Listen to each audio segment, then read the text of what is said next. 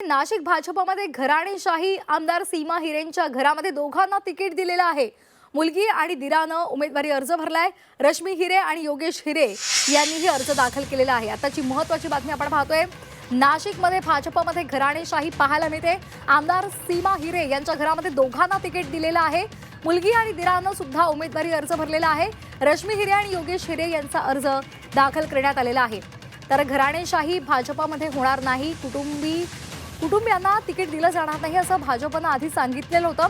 मात्र आता नाशिकमधून जी बातमी समोर येते त्यामध्ये भाजपनं नाशिकमध्ये घराणेशाहीच केलेली आहे। आमदार सीमा हिरे यांच्या घरामध्ये दोघांना तिकीट मिळाले। मुलगी आणि त्याचबरोबर दिरानं उमेदवारी अर्ज दाखल केलाय। रश्मी हिरे आणि योगेश हिरेंनी अर्ज दाखल केलेला आहे। त्यामुळे आता इथे कशा पद्धतीनं या संदर्भात प्रतिक्रिया येतात हेही पाहणं महत्त्वाचं ठरणार आहे।